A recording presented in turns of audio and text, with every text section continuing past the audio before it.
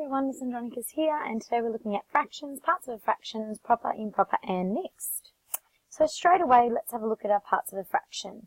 So we've got our whole number. Sometimes it's there in a fraction, sometimes you don't have it. Our top number, our numerator, our bottom number, our denominator, and that line that unites the fraction is the vinculum.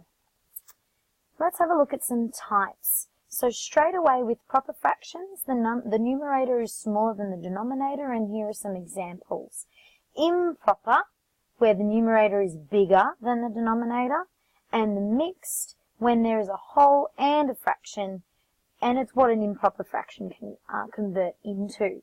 Okay, so that bottom number is what we want to say are the parts needed to make one whole. So when we look at converting from improper to mixed, here, example 1, we've got 11 over 9. That's how many parts needed to make a whole. So I want you to think, what is 11 divided by 9? How many 11s, how many 9s go into 11?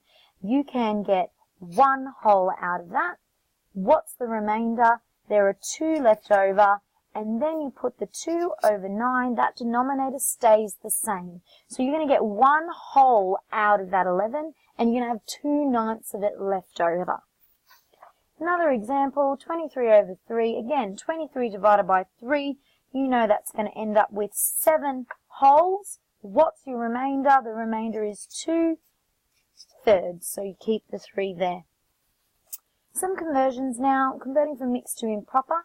So here is where we really need to start looking at the denominator and the numerator.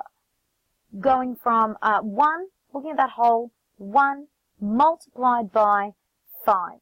Okay, so 1 multiplied by 5, we want to sort of think about a little multiplication there. Then we say, okay, that equals 5.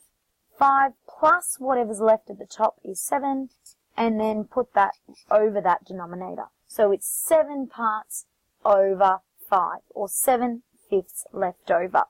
I really want you to think about making sure that you have more than what your denominator is. That's how you know you're in the right area.